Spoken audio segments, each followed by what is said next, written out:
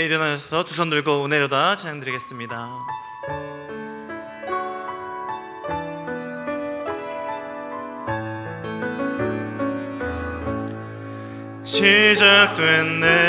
시작됐네.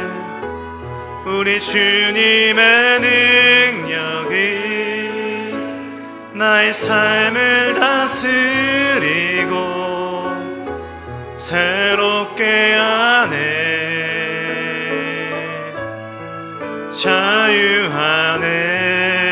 자유하네. 저 사망으로부터 나의 삶은 변하구나. 충만하네. 은혜로다. 주의 은혜 한량없니. 주의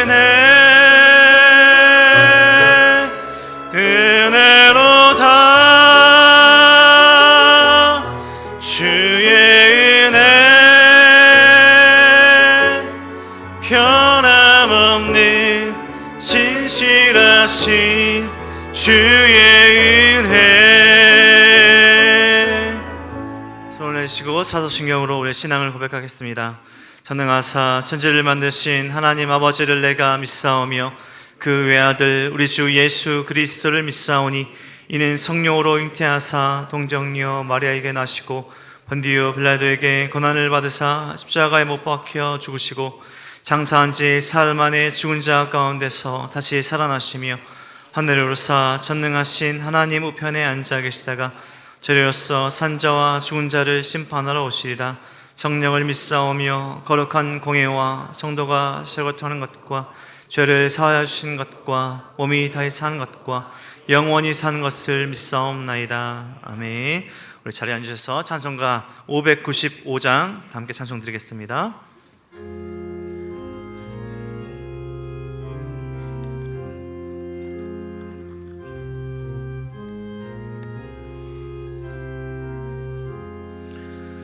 나 맡은 본분은 구주를 높이고 문영은 구원 얻도록 잘 인도함이라. 부르신 받들어 내 형제 섬기며 구주의 뜻을 따라서 내 정성 다하리. 주 앞에 모든 일 잘 행케 하시고 이후에 주님 배울 때 상 받게 하소서. 나 항상 깨어서 네 기도 드리며 내 믿음 변치 않도록 날 도와주소서.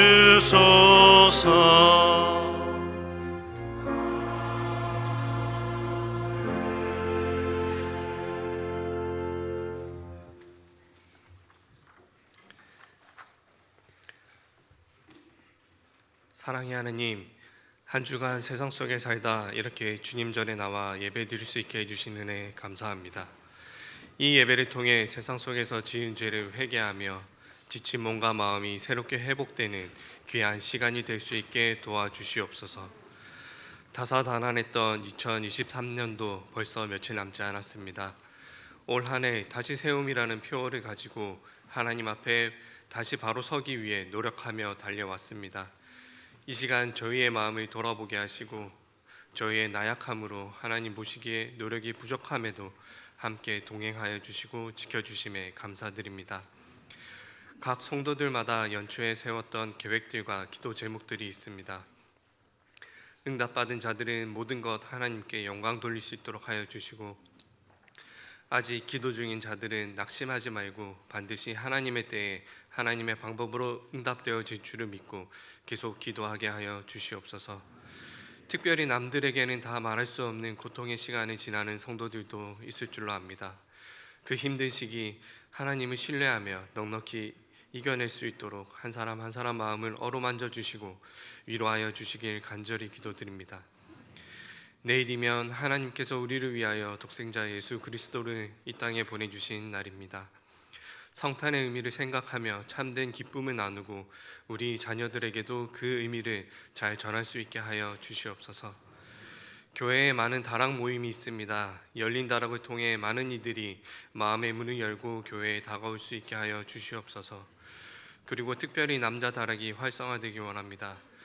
각 가정의 가장들이 다락 모임을 통해 믿음의 동력자로 서로에게 힘이 되고 믿음 안에 굳게 설 때 각 가정이 회복되는 역사가 일어나게 하여 주시옵소서. 대만과 캄보디아 단기 선교를 준비 중에 있습니다. 준비하는 모든 과정 가운데 주님이 함께하여 주시고 이를 통해 단 한 생명이라도 주님을 새롭게 알고 영접하는 축복의 통로가 되게 하여 주시옵소서. 예배를 준비하는 많은 손길들이 있습니다. 그레이스 성가대, 오케스트라, 또한 보이지 않는 곳에서 수고하시는 많은 이들에게 축복을 더하여 주시옵소서. 말씀 전하시는 목사님에게도 능력을 더하여 주셔서 모든 성도들이 은혜 받는 시간 되게 하여 주시고 받은 은혜로 한 주간도 주님 말씀 속에 살아갈 수 있도록 도와주시옵소서. 예배 마치는 시간까지 주님 홀로 영광 받아 주시옵소서. 이 모든 말씀 예수님 이름으로 기도드렸습니다. 아멘.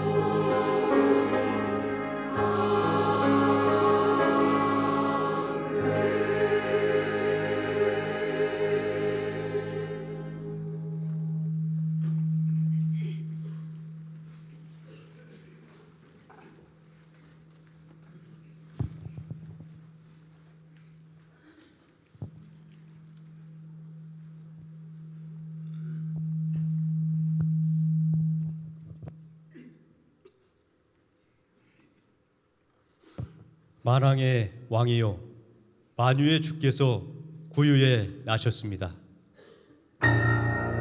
모든 이름 위에 뛰어난 이름이 주어질 아기입니다. 사람의 몸으로 오신 지극히 높고도 거룩하신 분이시고 생명의 주이십니다. 그는 구세주 메시아입니다. 예수, 그 이름 예수입니다.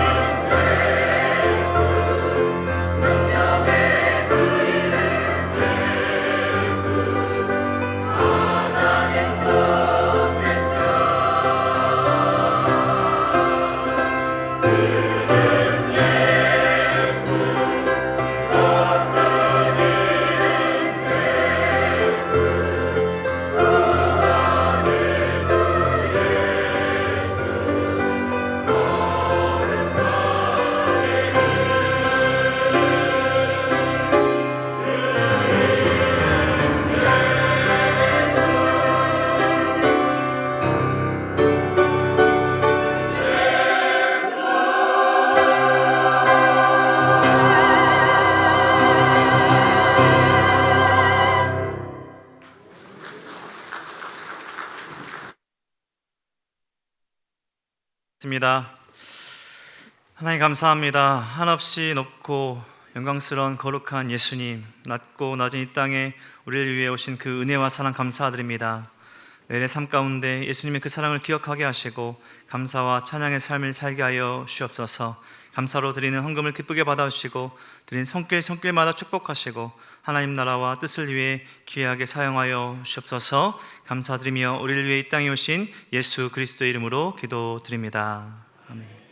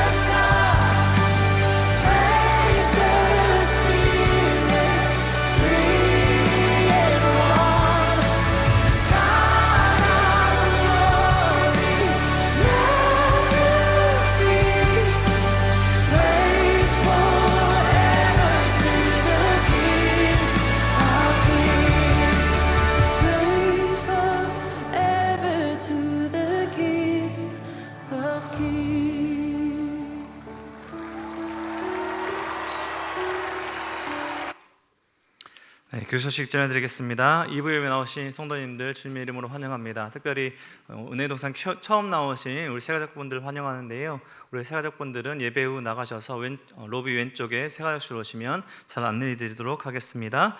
사랑의 성탄 박스를 접수받고 있습니다. 우리 어려운 이웃들에게 전달된 사랑의 성탄 박스에 성도님들 많은 참여 부탁드리고요. 박스에 생활에 필요한 물품들을 넣으셔서 테이핑하지 않은 상태로 제출해 주시면 잘 분배해서 우리 이웃들에게 나누도록 하겠습니다. 성탄 박스는 내일까지 접수를 받습니다. 영상에서도 보셨듯이 내년 수요 기도회가 엎드림 기도회라는 타이틀로 새롭게 시작합니다. 매월 주제를 정하고 말씀과 기도의 시간을 갖습니다. 수요 어린이 예배도 다시 시작되는데요. 우리 자녀들과 함께 수요 기도회로 와주시면 감사하겠습니다. 특별히 중직자분들, 또 지역장님들, 순장님들, 또 부순장님들은 꼭 참석해 주시길 부탁드립니다. 운동교 초등에서 신입생을 모집합니다. 초등 1학년 학생 모집 중이고 내년 1월 5일까지 신청을 받습니다. 교육행정실로 문의해 주시면 됩니다.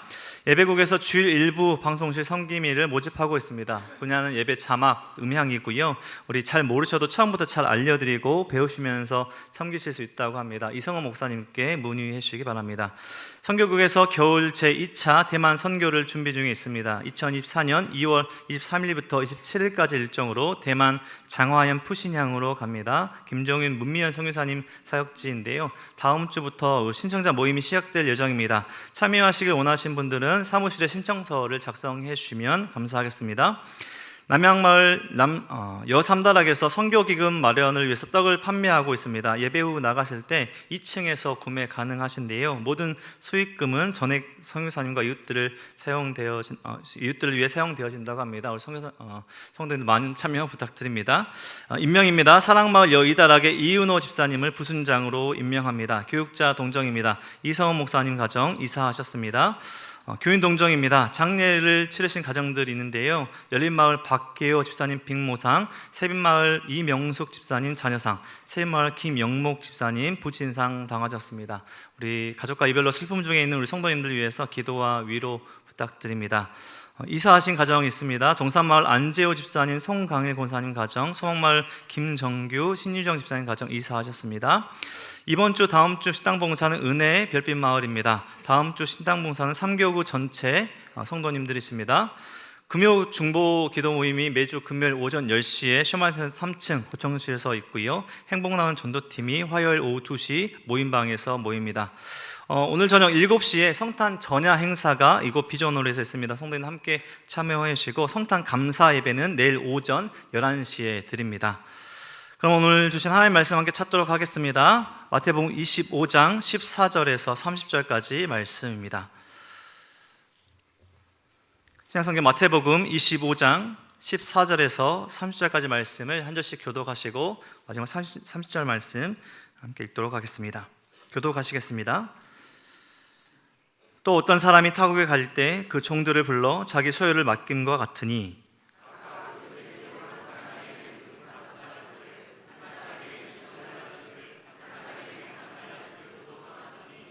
다섯 달란트 받은 자는 바로 가서 그곳으로 장사하여 또 다섯 달란트를 남기고 한 달란트 받은 자는 가서 땅을 파고 그 주인의 돈을 감추어 두었더니 다섯 달란트 받았던 자는 다섯 달란트를 더 가지고 와서 이르되 주인이여 내게 다섯 달란트를 주셨는데 보소서 내가 또 다섯 달란트를 남겼나이다.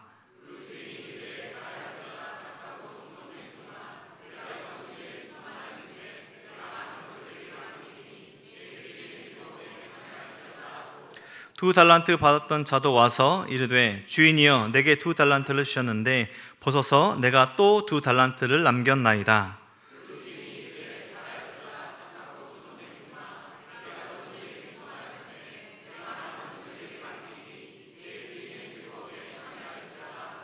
한 달란트 받았던 자는 와서 이르되 주인이여 당신은 굳은 사람이라 심지 않은 데서 거두고 해치지 않은 데서 모으는 줄을 내가 알았으므로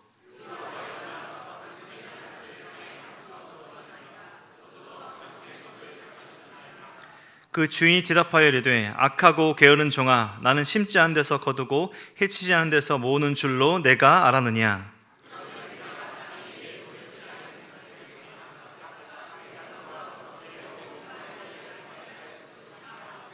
그에게서 그 한 달란트를 빼앗아 열 달란트 가진 자에게 주라.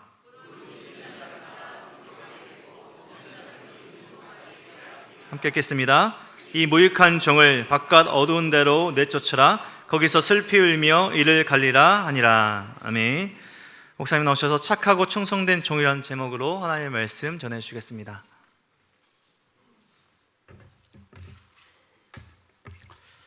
보통 성경을 처음 대하는 분들은 좀 어렵다, 무슨 말인지 잘 모르겠다, 이런 반응을 많이 보입니다. 그러나 실제로 성경은 어렵게 쓰여진 책이 아닙니다. 예를 들면 신약 성경을 기록한 언어는 헬라어, 그리스어인데요. 헬라어에도 좀 고대 헬라어 중에는 철학자들이나 귀족들이 썼던 아주 좀 고상한 언어들이 있었습니다. 그런데 성경을 기록한 언어는 그런 헬라어가 아니라 평범한 사람들이 시장 통해서 쓰는 그런 아주 쉬운 언어로 기록이 되어 있습니다. 또 예수님께서 말씀을 전하실 때 듣는 사람이 통 무슨 말인지 못 알아들을 그런 말을 전한 적은 없습니다. 항상 예수님은 그냥 저 변방에 못 배운 사람들도 다 알아들을 수 있도록 예를 들면 비유 같은 걸 많이 사용하셔서 이해하기 쉽도록 말씀을 전하셨습니다. 공중의 새를 보라, 들의 백합화를 보라, 집 나간 아들이 돌아온 이야기, 그 다음에 밭에 씨를 뿌렸는데 거기에서 밭의 종류에 따라 열매가 맺히는 이야기, 포도나무, 무화과나무, 누가 들어도 알만한 쉬운 이야기로 예수님은 말씀을 전해주셨습니다. 오늘 우리가 읽은 이 말씀도 예수님께서 아주 쉽게 비유로 말씀해 주신 것입니다. 특별히 저는 오늘 이 말씀을 예수님이 전하실 때 사람들이 다른 때보다 더 눈이 반짝반짝 빛났을 거라고 생각해요. 왜냐하면 사람들에게 굉장히 관심이 많은 주제로 말씀을 전했기 때문입니다. 오늘 예수님이 전한 말씀의 중요한 주제는 이런 겁니다. 돈, 투자, 수익. 여러분도 좀 귀가 솔깃하지 않습니까? 예. 최근 한 몇 년 전만 해도 이렇게 우리나라에 주식 투자 광풍이 불었습니다. 20대들도 어디서 돈을 빌려가지고 주식을 투자하는 그런 이야기들을 굉장히 주위에서 많이 들었습니다. 대박 이야기도 많이 들었고요, 쪽박 이야기도 많이 들었습니다. 주로 이 이야기들 종합해보면 처음에는 좀 대박인 줄 알았는데 막판에 쪽박이더라, 이런 이야기로 많이 끝납니다. 어쨌거나 우리에게 돈, 투자, 수익 이런 거는 굉장히 관심이 많은 이야기입니다. 사실 우리는 좀 자본주의 사회에 살고 있고 그런 데서 계속 듣고 보고 생각했기 때문에 오늘 이 본문을 볼 때도 우리가 생각하는 어떤 그 자본주의적 사고로 이 본문을 보게 됩니다. 그래서 딱 보면 누가 대박입니까? 5달란트 받아서 5달란트 수익 낸 사람 최고 대박이죠. 그 다음 중박 2달란트, 2달란트. 그럼 1달란트는 뭘까요? 솔직히 말해 쪽박은 아니에요. 왜냐하면 본전은 건졌으니까요. 이렇게 완전히 원금을 다 말아먹은 쪽박은 아니에요. 원금은 그래도 지켰어요. 물론 예수님께서 그 한 달란트 받은 사람 보고 그럴 거면 은행에라도 넣어놓지, 요즘 우리식으로 말하면 그 취리하는 자에게 줬으면 이윤이라도 줬을 거 아니야. 제가 한번 찾아봤더니 요즘 저축은행에 넣어두면 4.2%, 세전 4.2% 수익이 있답니다. 그냥 갖고 있는 것보다는 그 정도 이익이라도 받는 게 낫지 않냐, 뭐 이렇게 예수님 말씀하셨죠. 자, 여기까지는 예수님 생각하고 우리 생각이 거의 비슷한 것 같아요. 그런데 한 가지 좀 약간 고개를 갸웃거릴 만큼 이해가 잘 안 되는 그런 내용이 있는데요. 우선 오늘 이 본문을 잘 보면 5달란트 받은 사람, 2달란트 받은 사람, 1달란트 받은 사람, 3사람 이야기가 나오는데요. 5달란트 받은 사람하고 예수님이 나눈 대화는 2절 나옵니다. 20절, 21절. 착하고 충성된 영종아 잘했다, 이렇게 이야기하는 거. 그 다음에 2달란트 받았던 사람도 이어서 22절, 23절 이 2절에 걸쳐서 저 2달란트 남겼는데요, 잘했다, 착하고 충성된 종아, 이렇게 이야기하는 게 2절에 걸쳐서 나옵니다. 그런데 1달란트 받은 사람의 이야기는 24절부터 30절까지 7절에 걸쳐서 이야기가 나옵니다. 그럼 3사람 중에 공평하게 이야기가 나오는 게 아니라 앞에 잘한 사람에게는 짧게 나오고 이 잘못한 1달란트 받은 사람의 이야기가 7절에 걸쳐서 많이 나옵니다. 그러니까 앞에 2사람 이야기를 합친 것보다도 뒤에 사람 이야기가 훨씬 더 거의 2배 가까이 이야기가 나오죠. 그러니까 오늘 이 본문의 중요한 초점은 그 1달란트 받은 사람에게 뭔가 초점이 맞춰져 있다라는 걸 우리가 알 수 있습니다. 그런데 오늘 이 본문을 보면서 요즘 우리 생각하고 약간 주님의 태도가 다른 건 뭔가 하면 너무 가혹하다는 거예요. 1달란트를 그대로 묻었다가 갖고 온 사람은 방금 말씀드렸던 것처럼 쪽박은 아니잖아요. 완전히 다 말아먹은 건 아니고 그래도 본전은 건져서 왔잖아요. 물론 그런 사람에게 주님이 이 게으른종아 이렇게 말하는 것까지는 충분히 이해가 돼요. 그런데 주님은 그냥 게으른종이라고 하지 않고 악하고 게으른종아, 악하다는 말을 그 앞에 붙이셨어요.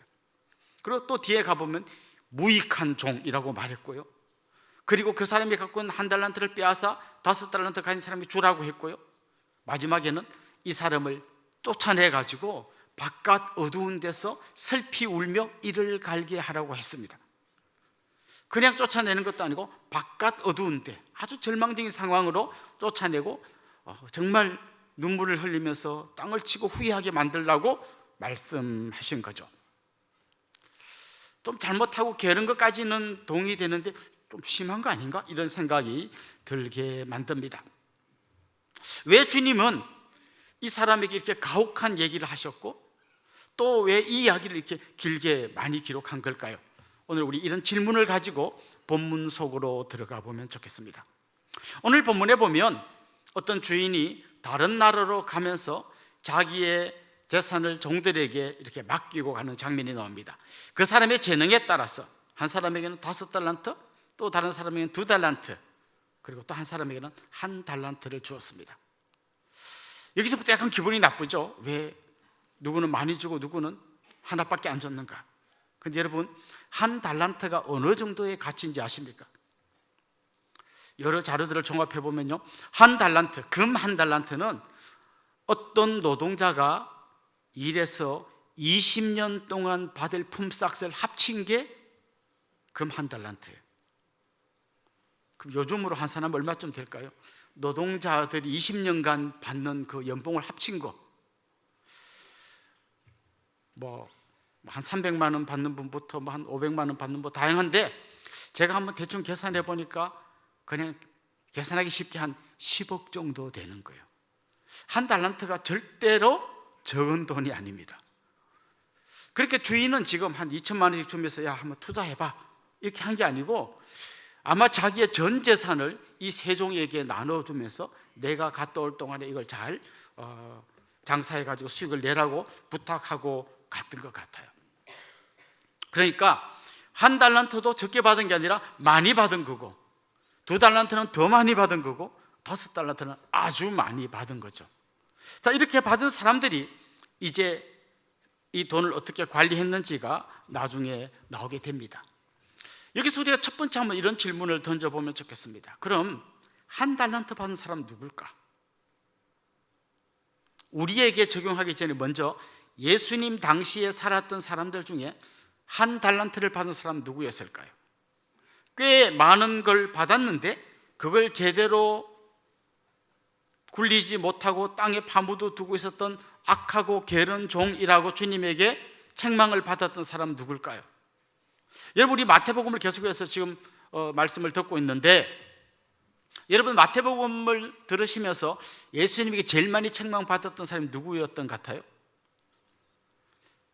네, 바리새인들, 제사장들, 서기관들, 그 당시에 쟁쟁한 위치에 있었던 사람들이 권력을 가지고 있었고, 종교 권력을 가진 사람들, 어떤 정치적인 권력을 가진 사람들, 그들이 예수님의 책망을 받았습니다. 그들은 굉장히 똑똑한 사람들이었고 율법을 잘 아는 사람들이었고 성전에서 일하는 사람들이었습니다. 사실 이들은 남들이 갖지 못한 많은 걸 갖고 있는 사람들입니다. 예를 들면 제사장들, 그들은 성전이라고 하는 이 공간이 자기들이 제사 지내고 일하는 공간이고, 그곳에서는 정말 자기들이 어떤 종교적인 권력을 다 갖고 있는 사람들이었어요. 바리새인들, 그 당시에 글도 모르는 사람이 태반이었는데 그 상황 속에서 그를 알았을 뿐만 아니라 하나님 율법을 읽고 듣고 정말 지키려고 애썼던 사람들이에요. 613가지 율법 조항을 쫙 정리해놓고 그걸 하나도 어기지 않고 다 지키려고 애썼던 사람들, 이들이 바리새인들이에요. 그런데 예수님은 이들을 향하여 이 독사의 자식들아, 이 뱀 새끼들아, 막 아주 심한 말을 하면서 그들을 책망하셨어요. 그들이야말로 그 당시 상황 속에서 한 달란트 받은 자들이에요. 좀 전에 말씀드렸던 것처럼 한 달란트도 절대로 적은 돈이 아니라 그랬잖아요. 그들은 많은 걸 갖고 있었어요. 성전을 갖고 있었고 율법을 갖고 있었고 누구보다 하나님께 가까이 갈 수 있는 특권을 가진 사람들이었어요. 그런데도 불구하고 그들은 이걸 땅에 묻어둔 사람들 같았습니다. 그들은 최소한 겉으로는 열심히 뭔가를 종교 행위를 하고 있었지만 그들의 마음속에는 하나님이 전혀 없었습니다. 그럼 여러분, 이 사람들이 게을렀나요? 악하고 게으른 종 맞나요? 그들은요, 자기 의를 쌓고 있었어요. 내가 남들보다 의롭다. 이 의롭지 못한 인간들, 남을 정죄하고 판단하면서 자기 의를 쌓고 자기가 남들에게 돋보이게 하기 위해서 기도를 해도 조용히 기도하는 게 아니라 사람들 많은 데서 막 두 손 들고 어우, 저 사람 기도 열심히 하네, 이렇게 보이게 기도했고요, 남들보다 더 철저히 뭔가 율법을 지키고 613가지 그 조항들 하나도 안 어기고 열심히 지켰고요, 막 11조도 요것밖에 안 넣는, 조금밖에 안 넣는 그런 어떤 그 박하, 뭐 회양 이런 것도 요 10등분 해가지고 다시 11조를 드릴 만큼 남들이 볼 때는 굉장히 뭔가 열심히 있는 사람들이었지만 주님이 보실 때는 그들의 열심은 자기 자신을 위한 열심이었지 하나님을 위한 열심, 하나님이 나를 위한 열심이 아니었어요. 그들은 굉장히 열심히 있는 사람처럼 보였지만 주님의 눈으로 볼 때 그들은 굉장히 게으른 사람들이었어요. 자기 의를 세우기에 열심이었지 하나님 일에는 전혀 사실은 관심이 없었던 사람들이었기 때문이죠. 그래서 주님은 그들을 향하여 날카롭게 책망하셨고, 이 악하고 게으른 종아라고 말한 오늘 이 본문에 한 달란트 받은 사람하고 똑같은 어떤 책망을 받았던 사람들이죠. 많은 걸 가졌지만 땅에 묻어두었던 사람들, 뭔가를 열심히 했지만 사실 알고 보면 게을렀던 사람들, 그 사람들이 바로 이 바리새인, 제사장 이런 사람들이었죠. 그렇다면 5달란트 받은 사람 누굴까요? 누가 주님에게 칭찬받고 누가 이 착하고 충성된 종이라고 인정받은 사람들이었습니까? 주님 말씀 앞에 반응하고 주님 말씀을 듣고 100배의 열매를 맺은 사람들은 누구였습니까? 가난하고 병들고 소외되어 있고 저 갈릴리 변방에서 고기 잡던 그 시골 촌놈 어부들, 이들이 사실은 주님이 보실 때 너무나 소중한 사람들이었고 주님의 말씀을 받고 거기서 100배의 결실을 맺은, 그래서 착하고 충성된 종이 된 5달란트 받은 사람들이었다는 거죠. 여기서 좀 헷갈립니다.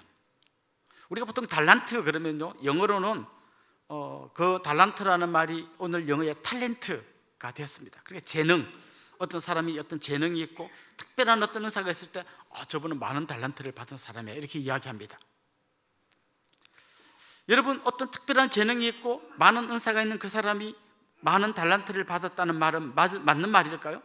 저는 틀린 말은 아니라고 생각해요. 굉장히 많이 받은 거예요. 그러나 만약에 이게 하나님을 위해서 사용되지 않고 그냥 이것 때문에 오히려 하나님께 나아가지 못하고 교만하고 자기의 의를 쌓고 자기의 영광을 위해서만 살고 하나님으로부터 점점 멀어져 간다면 그는 한 달란트를 받아서 땅에 파묻은 사람하고 똑같은 사람이 되는 거죠. 그러나 반대로 가난하고 병들고 어떤 여러 가지 고난 가운데서 그 힘든 마음 때문에 그 상황이 결국은 자기 마음을 하나님 앞에서 더 가난하게 만들어주고 애통하는 자가 되게 만들어주고 의에 줄이고 목마른 자가 되게 만들어준다면 사실은 그 가난한 마음, 겸손한 마음, 의에 줄이고 목마른 마음, 남들이 볼 때 이거는 달란트 같지도 않지만 이거야말로 진짜 5달란트와 같이 소중한 거라는 거죠. 혹시 여러분 그런 생각 해본 적 없습니까?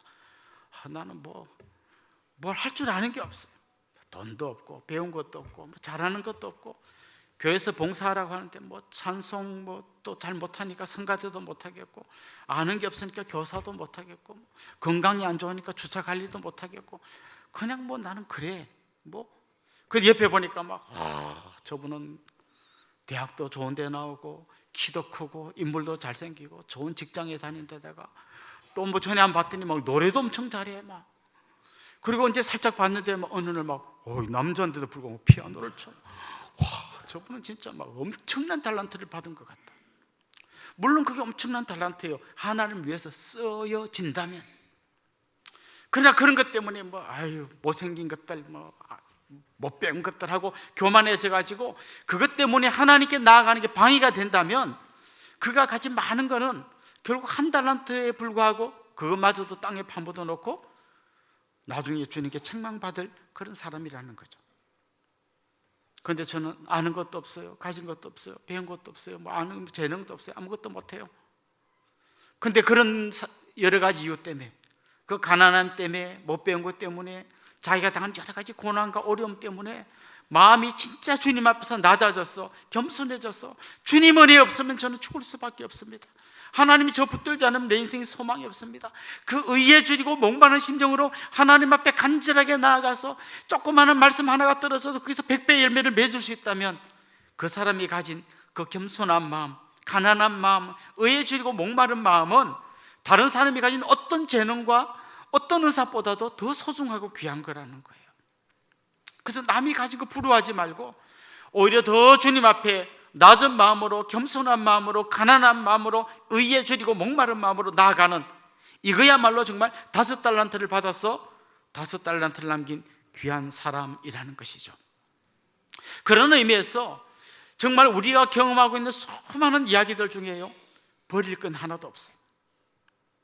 때로는 나의 가난, 나의 고난, 이해할 수 없는 나의 슬픔, 이 모든 것들도 이게 결국은 나를 더 하나님 앞으로 나아가게 만들고 더 겸손하게 만들고 더 목마르게 만들고 더 주님 앞에 간절하게 엎드리게 해준다면 이런 것도 너무 소중한 나의 달란트가 될 수 있다는 것이죠. 그래서 바울은 로마서 8장 28절에서 이런 말씀을 합니다. 우리가 알거니와 하나님을 사랑하는 자 곧 그의 뜻대로 부르심을 입은 자들에게는 모든 것이 합력하여 선을 이루게 된다는 것입니다. 사랑하는 성도 여러분, 남이 가진 재능, 은사 부러워할 필요 없습니다. 그거 없어도 정말 가난한 마음으로 주님 앞에 나아간다면 그게 더 소중한 사람이에요. 그 당시 예수님 당시에 봤을 때 그 바리새인들의 그 열심, 그들의 경건해 보이는 모습, 제사장들이 갖고 있던 종교적인 권력, 이게 대단한 것 같지만 하나님 위해서 쓰이지 못하면 그건 그냥 땅에 묻어둔 한 달란트에 불과하다는 거죠. 가진 것 없어도, 인생에서 실패했어도, 남에게 내세울 것 없어도 하나님은 여러분 마음의 중심을 보고 계시는 것입니다. 특별히 오늘 그 한 달란트 받은 사람의 문제는 요즘 우리 자본주의적인 눈으로 봤을 때는 수익을 못 냈기 때문에 책망을 받는 거죠. 그런데 오늘 본문을 잘 보면 이 사람이 수익을 못 낸 것보다 더 심각한 문제, 진짜 주님에게 책망받은 이유는 따로 있었어요. 우리 25절 한번 봅시다. 같이 한번 24절 25절 같이 읽어봅시다. 한 달란트 받았던 자는 와서 이르되 당신은 굳은 사람이라 심지 않은 데서 거두고 해치지 않은 데서 모으는 줄을 내가 알았으므로 두려워하여 나가서 당신의 달란트를 땅에 감추어 두었나이다. 보소서 당신의 것을 가지셨나이다. 이 사람은 왜 한 달란트를 땅에 묻었나요? 주인에 대한 불신이 있었어요. 그럼 이렇게 말하죠. 당신은 굳은 사람이라. 이 굳은이라는 이 말은 성경에 같은 단어가 다른 말로 몇 가지로 번역됐는데 그 중에 이렇게 번역된 번역이 있어요. 완악한. 주인이여, 당신은 완악한 사람입니다. 심지 않은 데서 거두려고 하는 사람입니다. 씨도 안 뿌리고 추수를 하려는 사람입니다. 저는 당신이 너무 무섭습니다. 행위가 잘못돼서 당신에게 엄청난 벌을 받을까 봐 두려워서 저는 이 달란트를 땅에 묻어두었습니다. 여러분 한번 상황을 바꿔서 한번 생각해 봅시다. 만약에 여러분 회사의 사장님이 다른 데로 해외에 근무하러 이렇게 가시면서 자기 회사의 지분 중에 뚝 떼가지고 나한테 10억을 맡기면서 김 과장, 자네가 이 부분만큼 책임지고 한번 해보시게 하고 갔다면 어떤 마음이 들어야 정상입니까? 사장은 씨도 안 뿌리고 거두려는 사람이야 이렇게 생각하지 않죠. 나를 뭘 믿고 나한테 이걸 맡기지?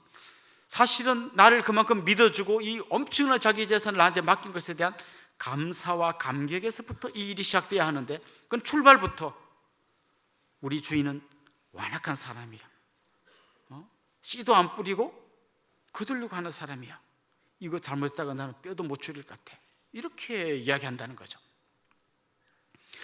왜 이 사람이 이렇게 가혹한 주인의 책망을 받았는가? 왜 그 본전을 지켰는데 막 약하고 게으른종이라고 하고 어두운 데 쫓겨나야 된다고 이야기했는가? 가혹하게 말했는가? 수익을 못 냈기 때문이기보다는 수익을 못 내게 만든 그 사람의 마음, 주인에 대한 불신, 이게 사실은 그가 이렇게 책망받고 또 쫓겨나야 할 진짜 이유였다는 거죠. 사실 우리 자본주의 사회에서는요, 예를 들면 여러분이 주식을 투자할 때 내가 투자한 회사의 사장님이 인품이 좋은지 나쁜지 그런 거 별로 신경 안 씁니다. 뭐 신경 써요? 하여튼 수익만 많이 나게 해주면 되는 거예요. 사장이 좀 인간성이 안 좋아. 인간성이 안 좋더라도 나한테 수익만 많이 가져다 주면 그것 때문에 나는 좋은 거죠. 근데 주님은 단지 우리가 어떤 일을 맡겨서 일을 많이 해서 주님에게 도움이 되는 그게 관심이 있는 게 아니라는 거예요. 주님의 진짜 관심은 우리의 마음이 어디에 있나 이거예요. 진짜 내 안에 내게 베풀으신 주님의 말할 수 없는 은혜에 대한 감사와 감격이 있는가? 그것 때문에 내가 주님 일을 하고 있는가? 주님 그걸 보신다는 거예요. 또 이 사람이 말한 것처럼 두려움도 우리가요 주님의 일을 하게 만드는 하나의 동기가 될 수 있어요. 나 이거 순종하고 싶지 않지만 순종 안 했다가 하나님 그냥 벼락같이 그냥 나를 확 때려가지고 발 부러지고 다리 부러지고 엎어버릴까 봐 무서워서 주님 일 할 수 있어요. 그래서 그걸 원하지 않는 거죠. 혹시 여러분 귀신 섬기는 분들 중에 막 귀신의 은혜에 대한 감사와 감격과 막 그런 마음으로 귀신 섬기는 사람 보신 적 있으세요? 저는 한 번도 본 적이 없어요. 그런데 왜 귀신을 섬겨요? 이유는 한 가지예요. 두려움이에요. 이거 안 하면 그냥 벼락이라도 맞을까 봐 두려움이에요. 그 무당들이 덜덜 떨면서 첫 번째 던지는 메시지가 뭔지 아십니까? 귀신이 노하셨다. 너 이제 죽었다 이거예요. 이 두려움이 그들을 움직이게 만드는 거예요. 그러나 하나님 우리가 마음은 1도 없으면서 두려움 때문에 움직이는 거는 땅에 파묻은 거랑 똑같다고 보는 거예요. 바리새인들이 방금 말씀드렸던 것처럼 절대로 게으른 사람들이 아니었어요. 얼마나 열심히 율법을 지켰습니까? 제사장들이 얼마나 열심히 제사를 드렸습니까? 그런데 주님 볼 때는 그거 전부 다 한 달란트 받아서 땅에 묻어둔 거나 마찬가지라고 봤던 거예요. 저는 여러분들이요 두려움 때문에 움직이지 않기를 원해요. 주인이 나에게 이렇게 은혜를 베풀어 준 그 감사와 감격이 여러분을 움직이는 첫 출발이 되어야 한다고 믿습니다. 예수 그리스도께서 여러분을 위해서 생명 바쳐 십자가에서 죽으신 그 은혜가, 그 감격이 여러분을 움직여야 하고 그것 때문에 여러분의 삶에서 많은 열매가 맺혀지는 그런 일이 일어나야 하는 거예요. 그렇게 생각한다면 주님이 우리를 구원해 주신 것도 너무너무 감사한 일이지만 이렇게 자격 없고 부족한 나에게 사명을 주신 것, 이거는 두렵거나 짜증나거나 원망스러운 일이 아니라 감사하고 기쁘고 감격스러운 일이라는 거죠. 그래서 바울은 디모데전서 1장에서 이렇게 말했습니다. 나를 능하게 하신 그리스도 예수 우리 주께 내가 감사함은 나를 충성되게 여겨 내게 직분을 맡기심이니 내가 전에는 비방자요 박해자요 폭행자였으나 도리어 긍휼을 입은 것은 내가 믿지 아니할 때에 알지 못하고 행하였습니다. 이 비방자, 박해자, 폭행자 같은 나 같은 사람에게 이 직분 맡겨주신 이 은혜가 너무 크고 너무 감사하다는 것이 바울의 고백이었던 것이죠.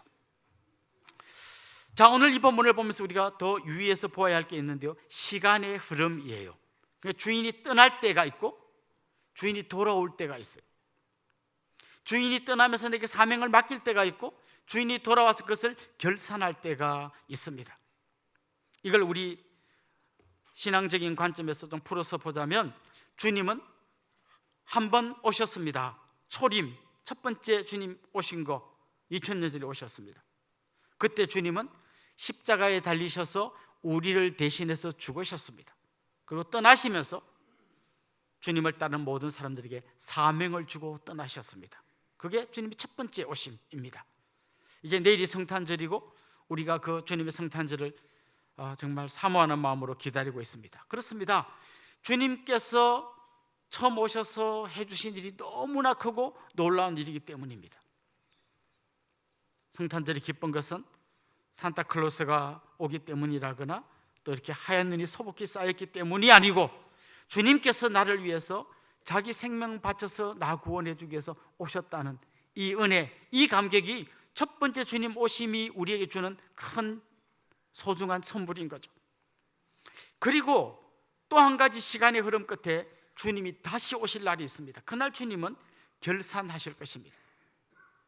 그때 결산하실 때 뭐가 중요한 겁니까?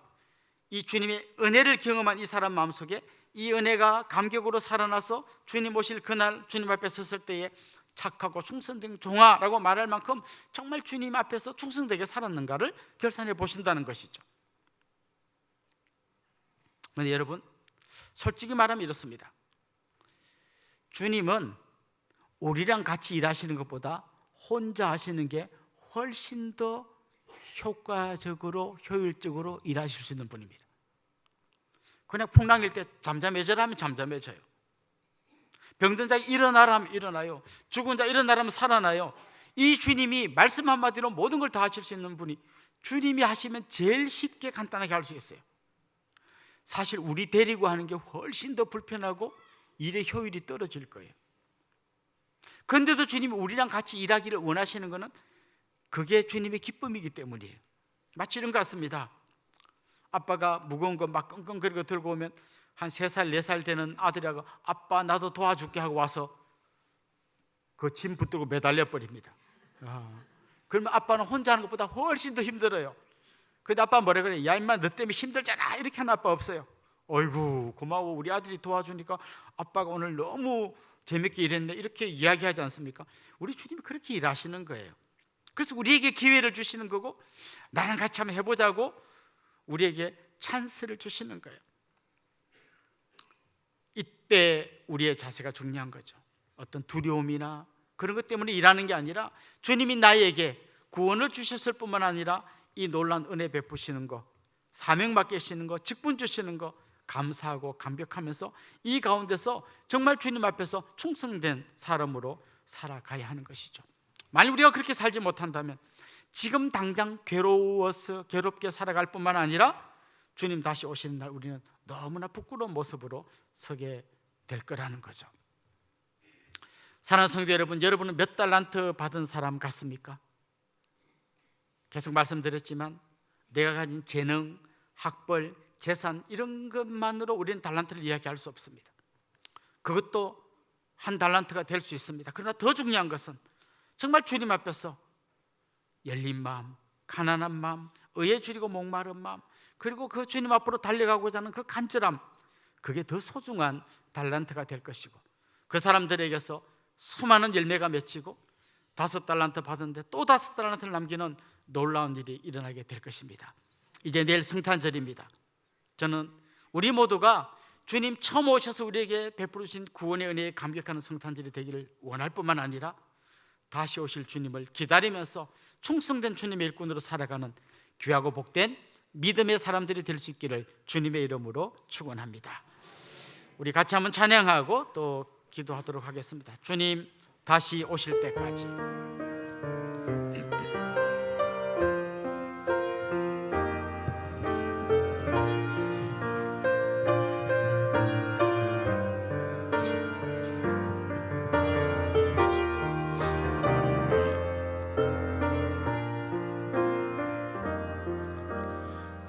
주님 다시 오실 때까지 나는 이 길을 가리라. 좁은 문 좁은 길 나의 십자가 지고 나의 가는 이 길 끝에서 나의 가는 이 길 끝에서 나는 주님을 보리라. 영광의 내 주님 나를 맞아주시리. 주님 다시 오실 때까지 나는 일어나 달려가리라. 주의 영광 온 땅 덮을 때 나는 일어나 노래하리. 내 사모하는 주님 온 세상 구주시라. 내 사모하는 주님 영광의 왕이시라. 내 사모하는 주님, 내 사모하는 주님 온 세상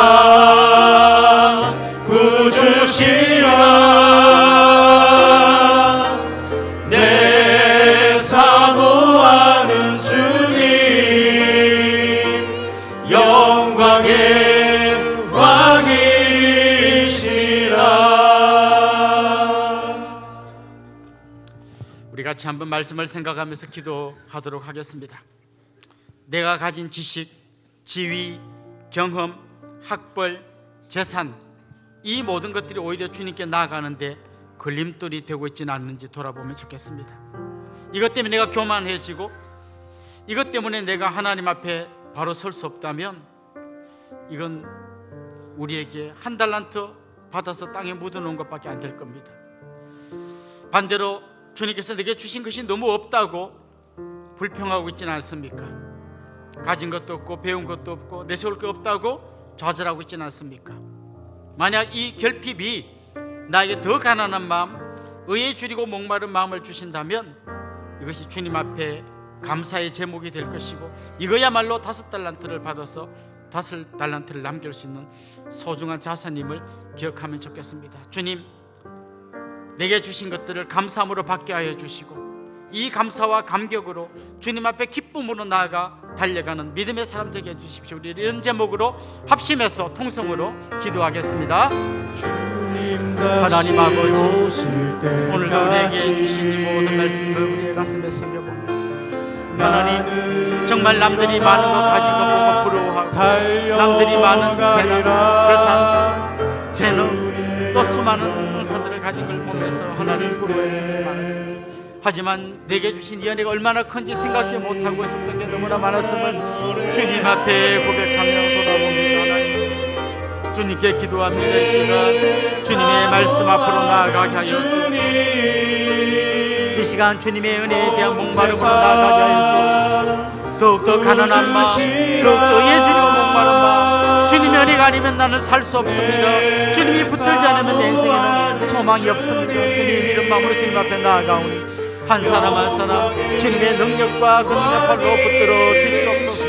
하나님의 그 풍성한 은혜가 사랑하는 주님의 백성들의 마음을 누리게 하여 주시옵소서. 뜨거운 가슴을 허락하여 주옵소서. 은혜의 감격을 회복시켜 주시옵소서. 주님 성탄절 처음 오셔서 우리에게 주셨던 그 놀랍고도 풍성한 은혜, 십자가의 그 놀라운 은혜가 우리의 가슴 속에서 감사와 감격으로 되살아나게 하여 주시옵소서.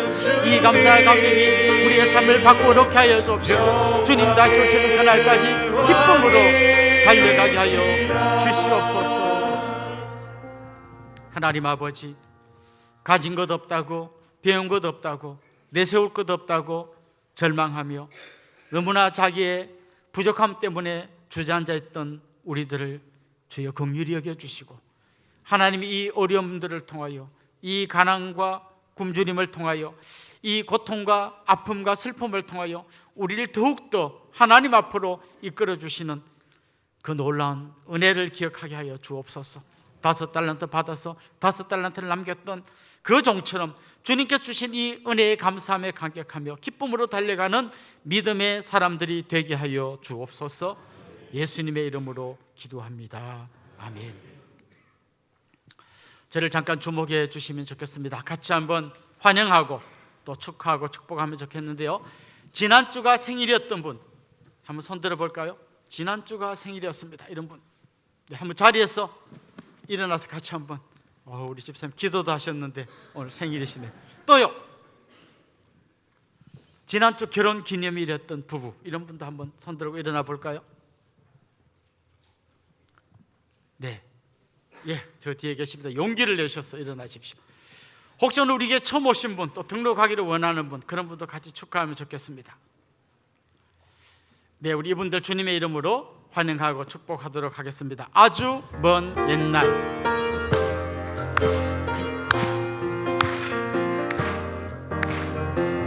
아주 먼 옛날 하늘에서는 당신을 향한 계획이 있었죠. 하나님께서 바라보시고 좋았더라고 말씀하셨네. 이 세상 그 무엇보다 귀하게 나의 손으로 창조하였노라.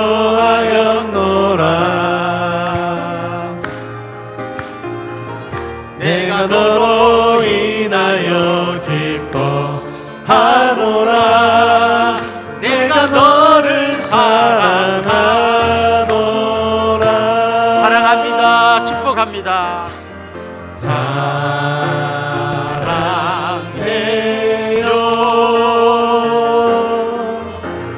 축복해요.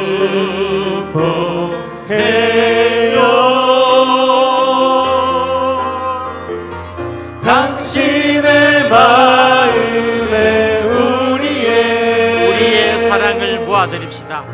사랑을 드려요.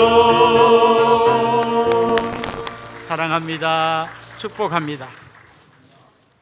우리 앞에 있는 분들, 옆에 있는 분들과 다 한번 인사합시다. 주님의 이름으로 사랑하고 축복합니다. 이제 우리 자리에서 한번 다 일어나겠습니다. 올해 주제 찬송 다시 세움 같이 부르고 축도로 예배 마치겠습니다.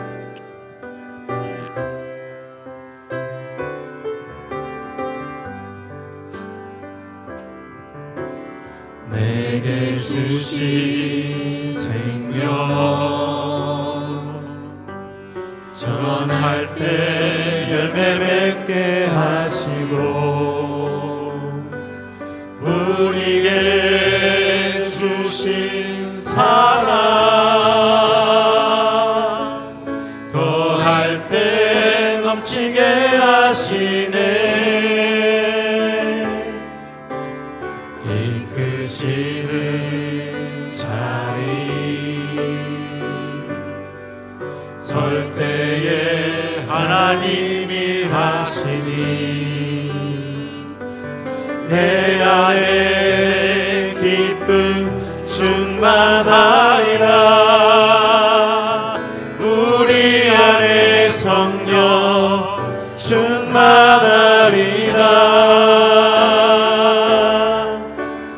우리 함께 다시 세워가리.